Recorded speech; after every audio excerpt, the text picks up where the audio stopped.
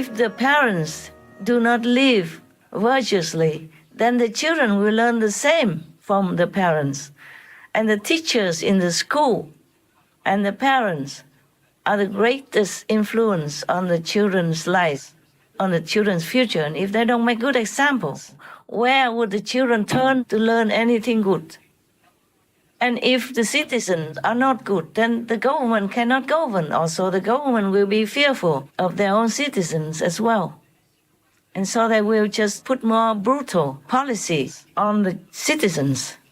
And unfairness, injustice will be rampant in the country. And that will infect the next countries, the neighbors' lands, and the whole world. That's why our world has become like this. You can see it well. And the government leaders should know that the weather is changing drastically, and we, the world, has become victims of unprecedented, unpredictable weather and disaster everywhere. It's getting worse and worse. It's not like they don't read the news. It's not like they don't know internet information. It's not like they don't know that the reporters and all the scientists have been warning loud and clear everywhere on every newspaper or journal or internet website, everywhere. And still they do not do anything about it. They all know that meat eating, killing animal people is the main reason, scientifically speaking, the main reason for climate change, for methane gas that is hurting our world and destroying our beautiful planet and harming people worldwide. Industrial agriculture today is one of the largest sources of water pollution in the U.S., one of the largest sources of air pollution, one of the largest sources of greenhouse gas pollution. The world is waking up to an environmental crisis. Across the planet, we consume a staggering 65 billion animals a year. And the latest scientific research is revealing that meat production has become one of the biggest threats to our environment. Without the Amazon forest, the life of human beings are under threat. I don't think the general public has any idea about what's going on to produce the bacon they fry up for breakfast. Raising animals for food is the leading cause of deforestation, and it just takes a lot of land to raise animals because it's not just that land that the animals are physically occupying, it's that you have to grow huge numbers of crops to funnel through these animals. If you think about walking down a supermarket aisle and you pick up a whole chicken from that supermarket and you put that chicken in your basket, what you should imagine is taking a 1-gallon bottle of water, twisting the cap off, and dumping it onto the floor of the supermarket, and then doing that 1,000 more times, because that's about how many gallons of water it takes to get one chicken from shell to shelf. So if we want to reduce our greenhouse gas emissions, if we want to reduce the risk of the next pandemic, if we want to prevent wildlife extinction and animal cruelty, what we need to do is enjoy a more plant-based diet, and the meat experiences that we have, we can produce them without the need to raise animals. And they don't do anything. They don't make a law about that just to stop people from killing animal people. Then people will not kill people. It's so simple a solution. They don't even try. They just sit there eating up everything, eating up all the animal people, meat on their table, all the fish, living innocently in the ocean that have done nothing wrong to them, eating them all up, gulping them all down, and waiting for the world to be gone. The world is already burning hot, flooded and eroded everywhere. People suffering all over the world, and the governments seem like they don't do much. It's business as usual. Because they're safe in their seats, in their positions. They're paid anyway, no matter if they do good or not. But I'm burning inside my heart. Every day I look at the news. I work with my team I have to see all that. I want to turn a blind eye. I want to keep quiet, but I can't. So may God protect me so I can continue to do what I can and tell what I can to the people. At least this is for my God's disciples so that they can practice harder and remind themselves of being virtuous, being good, being heaven-like on this planet, to lend some of their holy energies to help this world with me. By the grace of God, we will totally succeed. We are succeeding. We are on the side of success, but it's too slow for my worry, too little for my liking. And people are suffering everywhere. It hurts my heart so much. I used to be so respectful of the governments, and now I have kind of lost this respect to some degree. I hope I will gain it back. But they have to prove it, that they really care about the survival of this world. Not just daily drown themselves in deluding comfort and make believe security.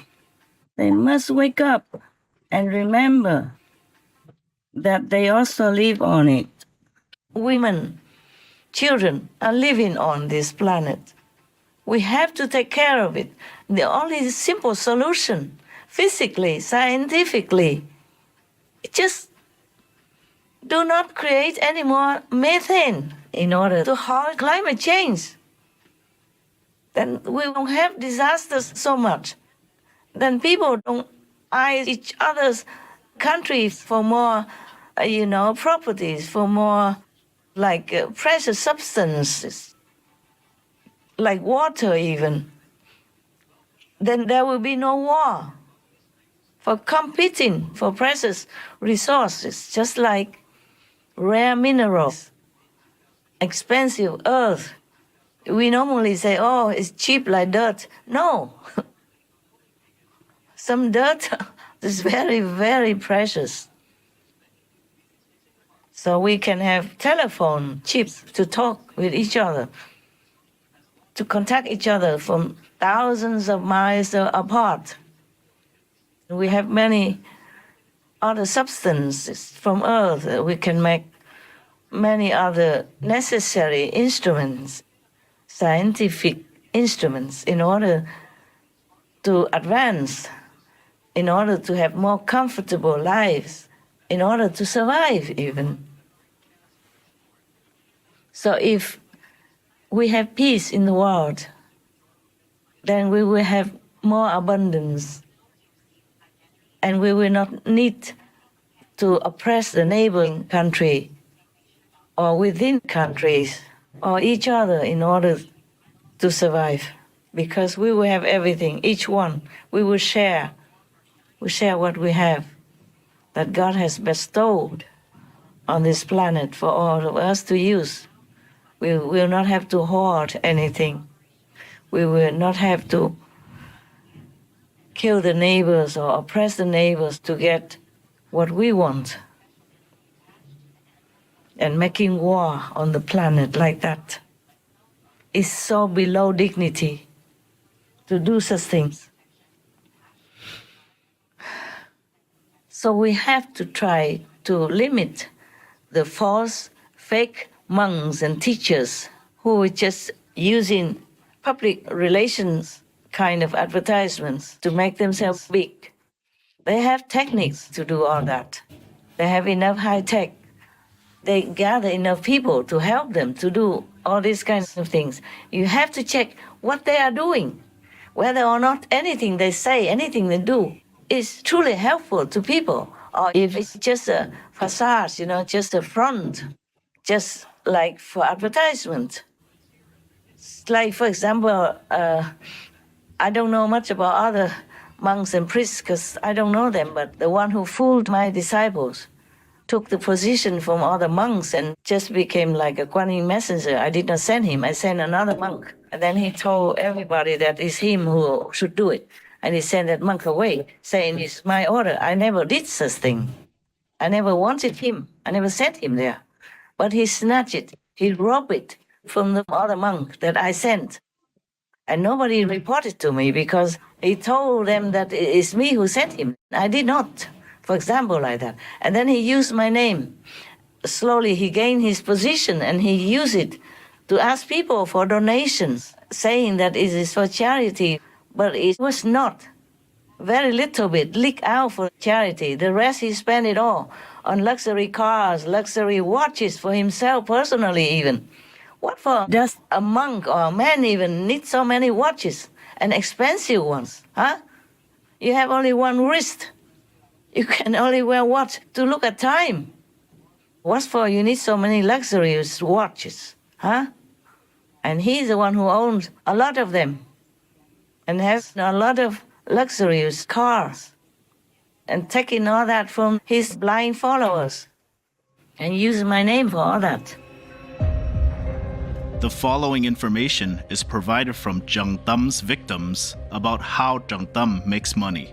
Soliciting charitable donations, Zheng Thum calls for donations from his followers in Olac or Vietnam, claiming they are for charitable purposes. Selling Zheng Thum's statues. Statues of Zheng Thum are made in Olac or Vietnam at a cost of around 100,000 VND or around $4, but are sold by him for tens of millions to over 100 million VND or around $3,939. Earnings from vegetarian restaurants. Several restaurants serve as income sources for Zheng Thum. The profits are sent to him. Also, these venues occasionally host initiation ceremonies for a small group of people. Fees for ordination. Anyone wishing to ordain must pay a fee. They are required to attend 7 retreats with him within a year to qualify. Upon registering for ordination, they must pay 7 million VND or around $276. When Zheng Thum personally cooks food and sells it, prices increase dramatically from tens of thousands or 100,000 VND to several million VND per dish. Additionally, one abused victim shared that Zheng Thum lives a very extravagant lifestyle. For example, Zheng Thum provides Lexus cars for his ordained followers, while he himself drives a Hummer. His clothing is all designer, and he buys expensive watches without even checking the price. He owns a collection of luxury watches stored in a dedicated wardrobe. This is cowardice and evil. So if people don't recognize that, then I'm also helpless. I can't do anything. But the thing is, I'm worried about the general effect. The more negative power gathers together like that, the worse that country, wherever they are, will become. More disasters, more trouble in the country, more war pressure from other countries, for example, like that. That's what I'm worried about.